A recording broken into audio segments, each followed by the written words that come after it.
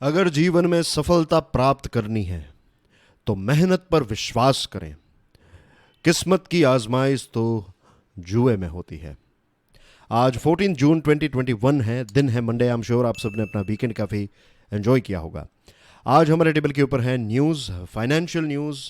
India और अफगानिस्तान, खास करके तालिबान के साथ भारत का रिलेशनशिप क्या होना चाहिए, कैसा होना चाहिए, इसके बारे में हम बात करने वाले हैं। Taming the dragon, this one is about China. एक बहुत ही इंटरेस्टिंग आर्टिकल लिखा गया है बाय डॉक्टर शेट्टी, और वो कहते हैं 7 ऐसे स्टेप्स जिससे हम थर्ड वेव को बीट कर सकते हैं। और फोर्थ आर्टिकल जो है B3W वर्सेस BRI, ये एक बहुत ही इंटरेस्टिंग आर्टिकल है। It's about G7। तो चलिए आगे बढ़ते हैं। आगे बढ़े उससे पहले डियर फ्रेंड्स, अगर आप यूपीएससी की प्रिपरेशन कर रहे हैं तो स्टडी IQ लेकर आया है एक कंप्लीट ऑनलाइन स्मार्ट कोर्स के interesting features, subjects, demo video, सारी चीज़ें आपको हमारे मोबाइल ऐप के ऊपर से मिल जाएगी। और else you can visit studiiq.com। Lecture की PDF को डाउनलोड करने के लिए you can join my Telegram channel, you can follow me on Facebook. आज की पहली खबर यह है, प्राइम मिनिस्टर नरेंद्र मोदी साहब ने ओपन सोसाइटीज़ के बारे में बात बताई है। मल्टीलैटरल सिस्टम जो है, मल्टीलैटरल सिस्टम यानी कि वे सारे ग्रुप्स जिसमें बहुत सारे देश शामिल हैं। तो ऐसे जो ग्रुप्स हैं, ऐसे ग्रुप्स में रिफॉर्म्स की, बदलाव की आवश्यकता है। बहुत सारे ऐसे ग्रुप्स हैं जो वर्ल्ड वॉर 2 के बाद पैदा हुए थे, फॉर एग्जांपल यूनाइटेड नेशंस। लेकिन आज UN में बहुत सारे रिफॉर्म्स की आवश्यकता है। तो जितने रिफॉर्म्स ज़्यादा किए जाएंगे, जितने अच्छे रिफॉर्म्स किए जाएंगे, उतनी ही ये दुनिया जो है, पूरी दुनिया का ओपन सोसाइटी बन जाएगी। G7 लीडर्स ने open societies, democratic values, multilateralism, ये सारी चीज़ों के बारे में अपने विचार व्यक्त किए हैं। प्राइम मिनिस्टर नरेंद्र मोदी साहब आज यूनाइटेड नेशन की एक कॉन्फ्रेंस जो डेजर्टिफिकेशन, लैंड डिग्रेडेशन और ड्राउट के ऊपर है, उसको एड्रेस करने वाले हैं। दिल्ली की बात करें तो सारी मार्केट्स और मॉल्स जो हैं वो आज धीरे धीरे खुल जाएंगे। कर्नाटका में भी यही सिचुएशन है, धीरे धीरे चीज़ों को ओपन किया जा रहा है, अनलॉकिंग हो रही है। साउथ वेस्ट मॉनसून भी धीरे धीरे पूरे देश में प्रोग्रेस करने लगा है। NCPCR ने सोशल मीडिया प्लेटफॉर्म्स को ये कहा है कि जो अनाथ बच्चों को लेकर जो कैंपेनिंग या फिर एडवर्टीजमेंट हो रही हैं, तो इनका ओरिजिन कहाँ पर है, किसने इस प्रकार की पोस्ट्स को स्टार्ट किया या फिर लॉन्च किया, तो ये सारी डिटेल्स NCPCR के साथ शेयर की जाए। Sputnik V Indraprastha Apollo hospital में ट्यूसडे से दिल्ली में अवेलेबल होगी। In shaping covid post covid reality there is no way out for India but growth. Amitabh Kant sahab जो हमारे नीति आयोग के CEO हैं, उन्होंने कहा है कि एक ही रास्ता है कोविड-19 के बाद की जो दुनिया है, जो हमारा देश है, तो growth is the only thing, we have to focus on growth. Oxygen express trains ने 30,000 metric tonne liquid medical oxygen जो है वो देश के अलग अलग कोनों तक पहुंचाया है। नफ्ताली बेनेट ये प्राइम मिनिस्टर बने हैं इजराइल के नए प्राइम मिनिस्टर, और बेंयामिन नेतन्याहू जो हैं उनकी टेन्योर अब ख़त्म हो गई है। पार्लियामेंट में वोटिंग हुई और नफ्ताली बेनेट को ज़्यादा वोट मिले, तो he is the new prime minister of Israel. Switzerland ने कुछ इंपॉर्टेंट क्लाइमेट चेंज मेजर्स जो थे, स्विट्ज़रलैंड के लोगों ने, स्विट्ज़रलैंड में चीज़ें ऐसी होती है कि कोई बड़े बदलाव जो है तो आप रेफरेंडम से करते हैं। That's how it works in Switzerland. कभी वक्त मिलेगा तो डिटेल में स्विट्ज़रलैंड की पॉलिटिकल सिस्टम के बारे में बात करेंगे। तो वहाँ के वोटर्स ने कुछ क्लाइमेट चेंज को लेकर कुछ मेजर्स जो हैं, कुछ इंपॉर्टेंट मेजर्स को रिजेक्ट किया है। 33,000 जितने बच्चे जो हैं, वो तिग्रे रीजन है इथियोपिया का, तो वहाँ पर काफ़ी एक बुरी हालत में है, काफ़ी माल नरिश्ड है, कुपोषित है, और इस चीज़ की वजह से उनकी जान भी जा सकती है, ऐसा यूनिसेफ ने कहा है। बांग्लादेश ने एजुकेशनल इंस्टीट्यूशन के ऊपर लॉकडाउन जो है वो 30 जून तक एक्सटेंड किया है। और दुनिया के नंबर 1 प्लेयर नोवाक जोकोविच ने दूसरी बार फ्रेंच ओपन मेंस सिंगल का जो टाइटल है वो जीत लिया है। Financial news, Covid migrants returning faster, ये एक बहुत ही अच्छी खबर है। ये भले ही कोविड के साथ जुड़ी हुई हो, but we are talking about labour, we are talking about industries. अब इंडस्ट्रीज या फिर कोई भी फैक्ट्री चलाने के लिए आपको रॉ मटेरियल चाहिए, आपको इलेक्ट्रिसिटी चाहिए, एक ज़मीन चाहिए, आपका फैक्ट्री का इंफ्रास्ट्रक्चर, राइट, फिर एक फैक्ट्री का मालिक होगा या फिर पार्टनर्स होंगे। आपके मैनेजर्स होंगे, आपके वर्कर्स होंगे, सुपरवाइजर्स होंगे, तो लोगों के बिना जो हैं आप चीज़ें नहीं कर सकते। आज के ज़माने में तो यही है। I am not sure about future, शायद ऐसा हो कि फ्यूचर में ये सारी चीज़ें ऑटोमेटिक ही की जा रही हों, बट अभी तो हम अभी यानी कि आने वाले कुछ दशकों तक तो यही देखने को मिल रहा है कि लेबर के बिना आप प्रोडक्शन नहीं कर सकते। अब फर्स्ट वेव के टाइम पर क्या हुआ था, एज वी ऑल नो, हमने वो विजुअल्स देखे, वीडियोस देखे, इमेजेस देखी कि लोग जो हैं वो चलकर अपने गांव वापस जा रहे हैं। आई am talking about migrant labours. लेकिन सेकंड वेव के टाइम पर बड़ी जो कंपनीज हैं, कंज्यूमर गुड्स कंपनीज और मैन्युफैक्चरिंग ऑटो मैन्युफैक्चरर्स जो हैं, उनका कहना यह है कि सेकंड वेव के टाइम पर इतने ज़्यादा लोग जो हैं वो अपने गांव वापस नहीं गए हैं। कुछ लोग जो पहले वेव के टाइम पर गए थे वो भी वापस आ गए थे, और यही एक रीज़न है कि माइग्रेंट वर्कर्स जो हैं वो लास्ट ईयर के मुकाबले उतने ज़्यादा कम नहीं थी इनकी क्वांटिटी, तो इसकी वजह से प्रोडक्शन जो है वो चलता रहा। हाँ, कुछ लोकल लॉकडाउन्स और सप्लाई चेन में डिसरप्शन के कारण थोड़े बहुत ड्रॉप्स हमें देखने को मिले हैं, लेकिन ओवरऑल अगर देखें तो प्रोडक्शन जो है वो काफ़ी सही रहा है। पैनासोनिक इंडिया के सीईओ मनीष शर्मा का कहना यह है कि this years reverse migration has been at a lower scale than last year and people went back, had come back faster this time. Long range drones for deliveries, ये एक नई शुरुआत हमारे देश में होने जा रही है। ड्रोन के माध्यम से दवाइयाँ, ई कॉमर्स गुड्स, खाने पीने की चीज़ें जो है वो आने वाले समय में हमें ड्रोन के माध्यम से मिलेगी। This is going to be very interesting. Just imagine कितना बड़ा बदलाव आएगा हमारे जीवन में। आपको कोई इम्पोर्टेंट लेटर किसी जगह तक पहुंचाना है, आपको कोई इम्पोर्टेंट दवाई किसी जगह तक पहुंचानी है, तो ये सारी चीज़ें जो हैं वो फ्यूचर में ड्रोन के माध्यम से की जा सकती हैं। फ़िलहाल हमारे देश में रूल ये है कि आप visual line of site VLOS, कि आप अगर ड्रोन उड़ाने की अगर आपको परमिशन है तो ये ड्रोन जो है वो विजुअली आप देख सके तब वहाँ तक ही आप उड़ा सकते हैं, या फिर 450 मीटर्स की एक लिमिट दी गई है, इससे ज़्यादा आप ड्रोन्स को उड़ा नहीं सकते। लेकिन अब ये जो एक्सपेरिमेंट किया जा रहा है, this is the first experimental long range drone flights in India are due to take off later this month. Tamil Nadu में, कर्नाटका में, राजस्थान में, पंजाब में एक्सपेरिमेंट्स किए जाएंगे। कुछ जगहों पर दवाइयाँ जो हैं वो दी जाएगी। फॉर एग्जांपल झावरा राजस्थान जो है, तो यहाँ पर फूड डिलीवरी स्विगी के साथ मिलकर ये ANRA टेक्नोलॉजी जो है वो मिलकर एक पायलट इन द सेंस एक एक्सपेरिमेंट वो करने वाले हैं।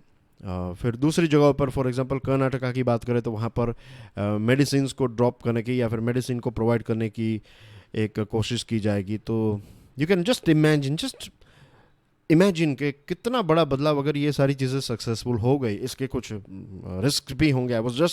मैं जब ये पढ़ रहा था तो मेरे दिमाग में एक थॉट आया कि कोई किसी का सामान लेकर कोई ड्रोन जा रहा है और फॉर वट एवर रीज़न अगर वो सामान किसी के ऊपर गिर गया और किसी की जान चली गई तो फिर हु विल बी रिस्पॉन्सिबल। तो ये भी एक कुछ ऐसी भी चीज़ें हमारे सामने आ सकती हैं।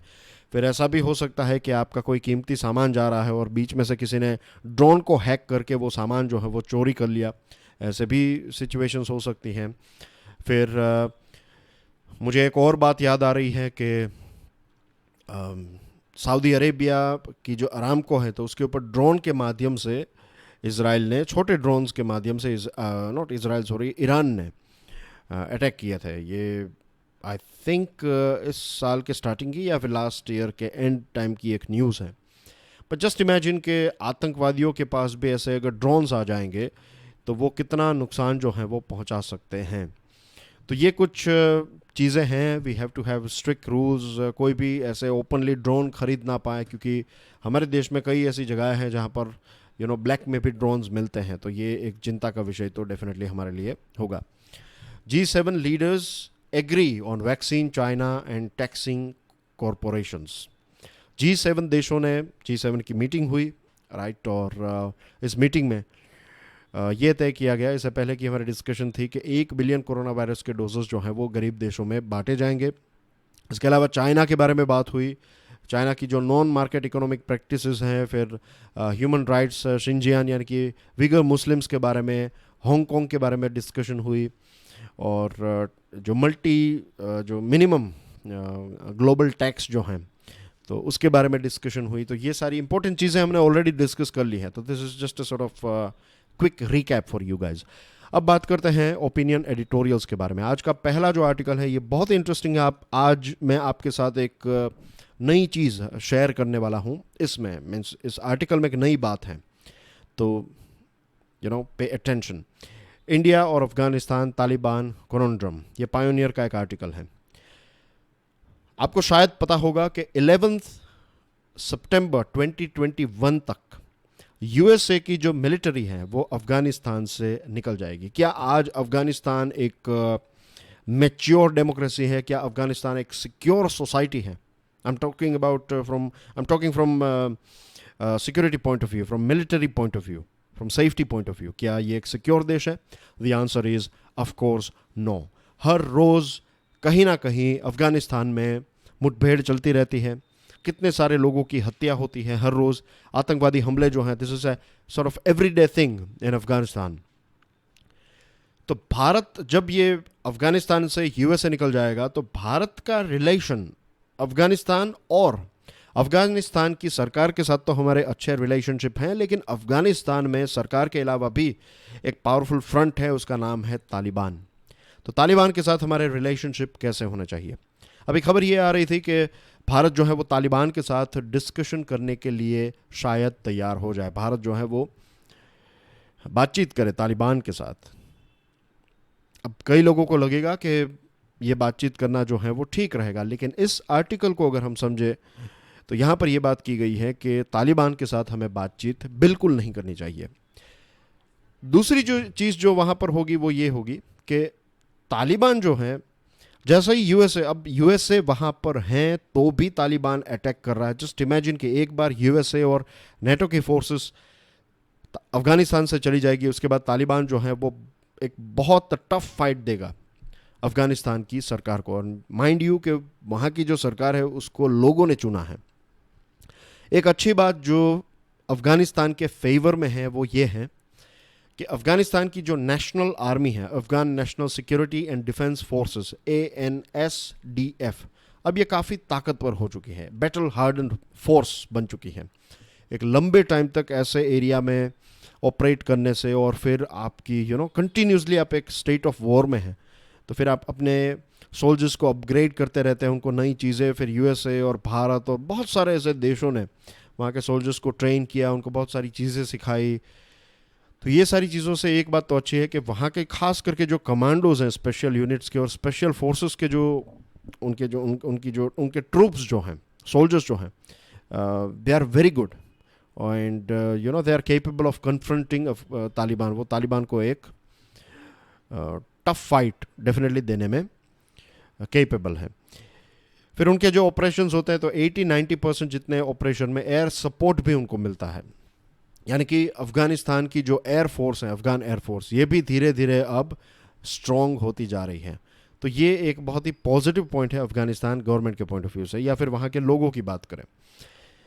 तालिबान आज लगभग 50% जितना जियोग्राफिकल एरिया जो है अफगानिस्तान का, उसमें ख़ास करके गांव के जो रीजन है और कुछ ऐसे शहर हैं वो डायरेक्टली तालिबान के कंट्रोल में हैं।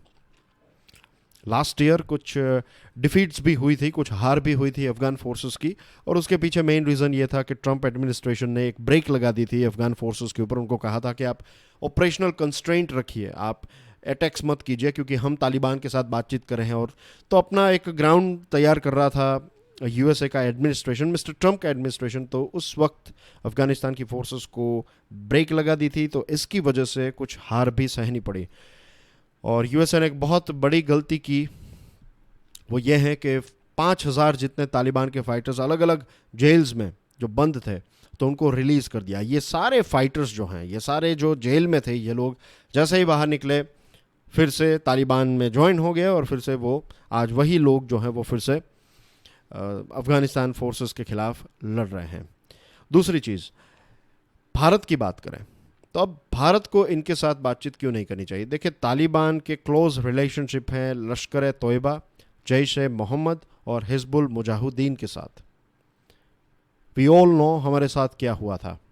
IC-814 ये एक फ़्लाइट का नाम है। 24 दिसंबर 1999 की बात है, जब हमारी एक फ़्लाइट जो काठमांडू से टेक ऑफ हुई थी और मुंबई लैंड करने वाली थी, उस फ्लाइट को पहले अमृतसर में रीफ्यूलिंग करने के बाद वो फ़्लाइट पहुंच गई Kandahar.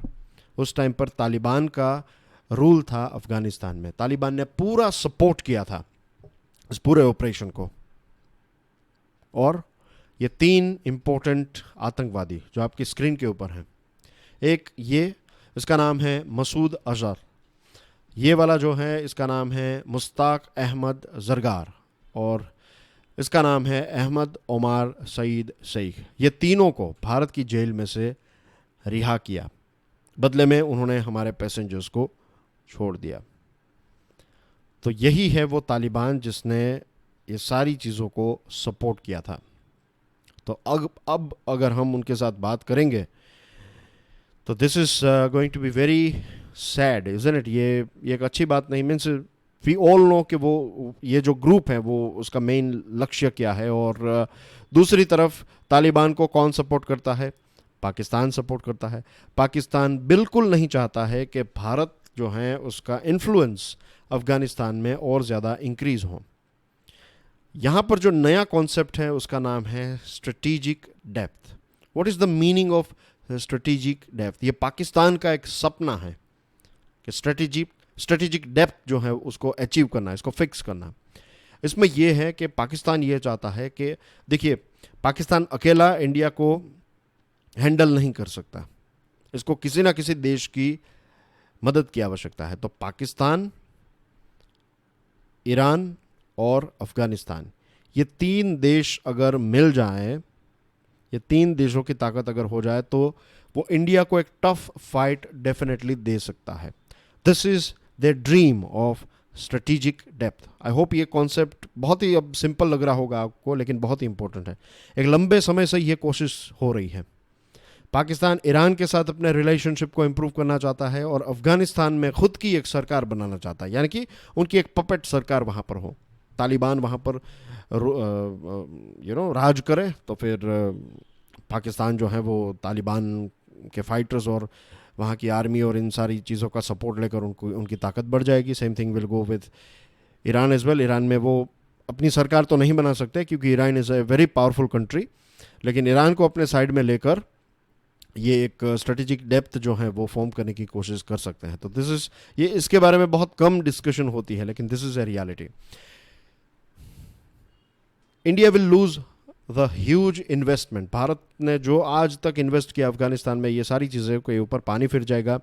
India must do its best to foil Pakistan bid. Pakistan और तालिबान जो यहाँ पर डर्टी गेम्स प्ले करते हैं, तो इसके बारे में भारत को पूरी दुनिया को बताना चाहिए और एक अपनी खुद की एक टीम खड़ी करनी चाहिए। फिर वहाँ की जो फोर्सेस हैं उनको सपोर्ट प्रोवाइड करना, ट्रेनिंग, या फिर उनके जो हेलीकॉप्टर्स हैं, उनके जो हथियार हैं, ये सारी चीज़ें हम उनको सपोर्ट कर सकते हैं, प्रोवाइड कर सकते हैं।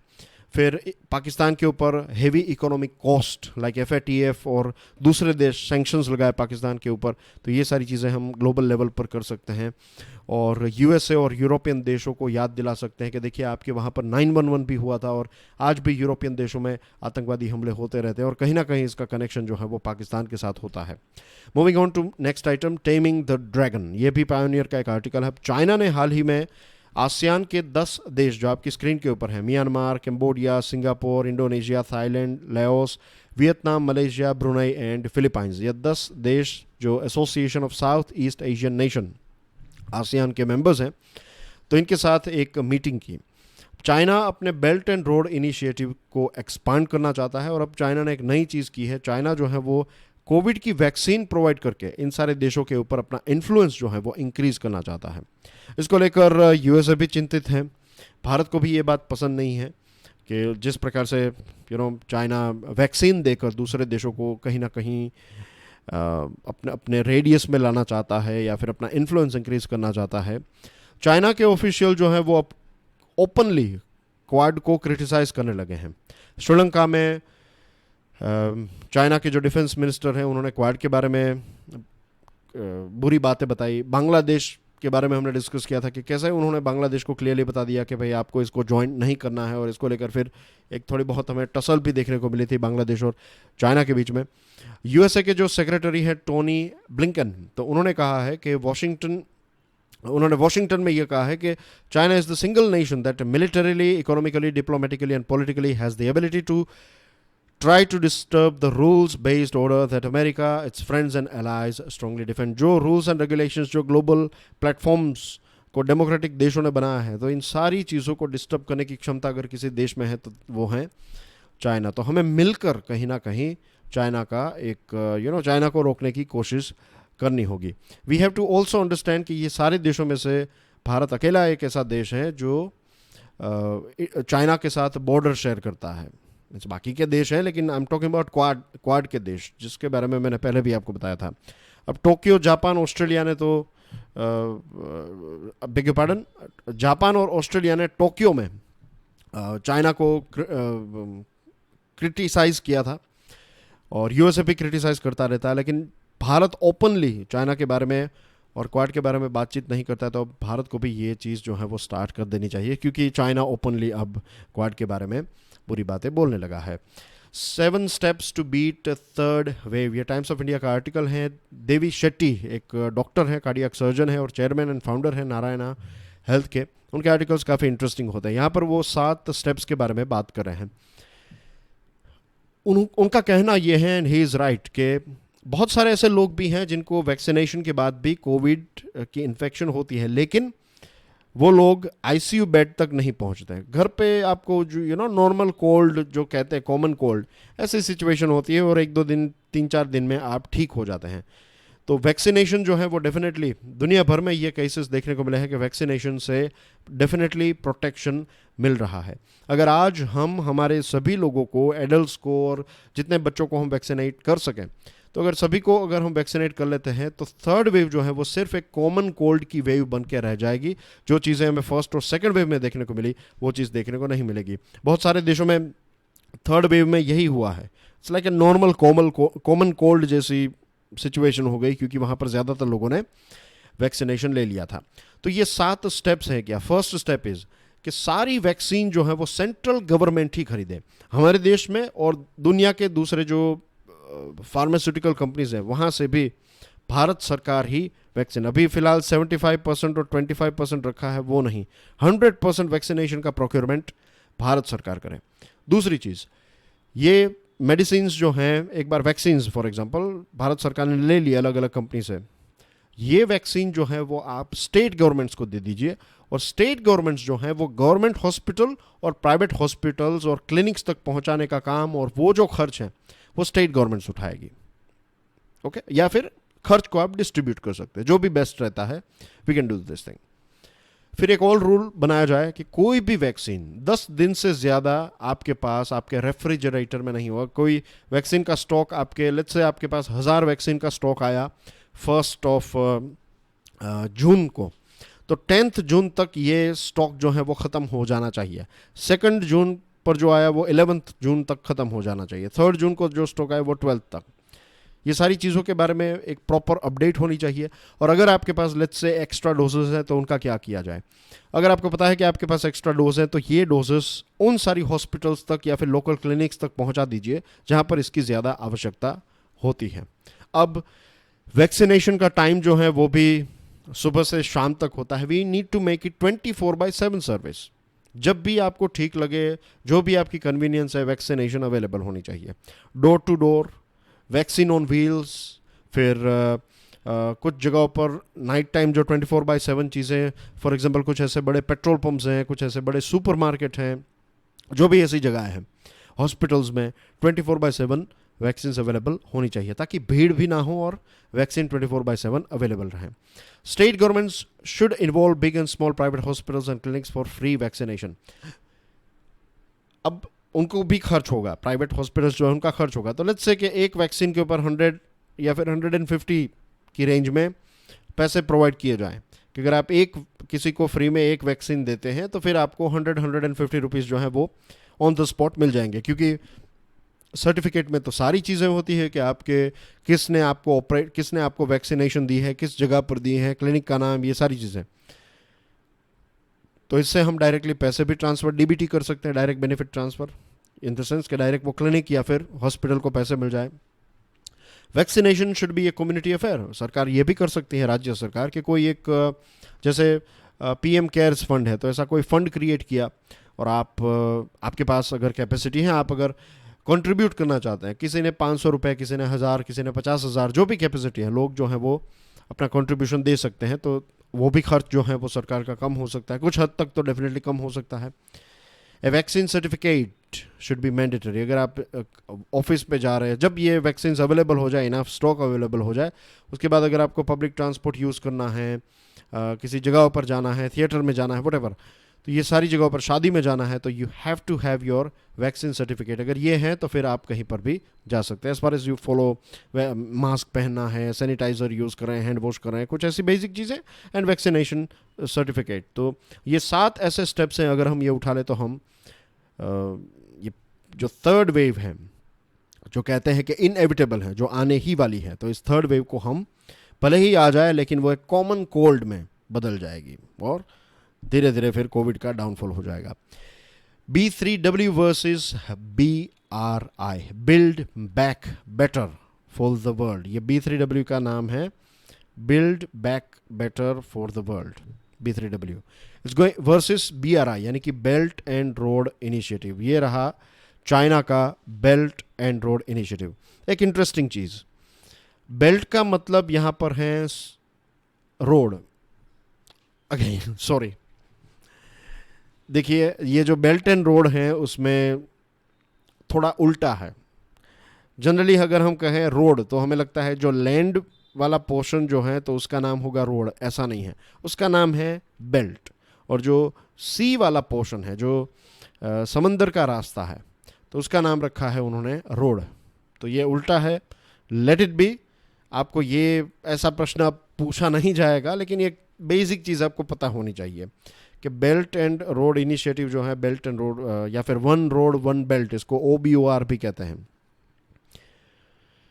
तो ये चाइना का, शी जिनपिंग का एक ग्रांड प्लान है। उनका प्लान ये है, आपको अब इतिहास में जाए तो देखिए चाइना का एक सिल्क रूट भी था। हज़ारों सालों से चाइना ने सिल्क जो है उसका प्रोडक्शन किया और सीक्रेट रखा, और दुनिया के अलग अलग यूरोप तक ये सिल्क जो है वो काफ़ी फेमस था, चाइनीज सिल्क।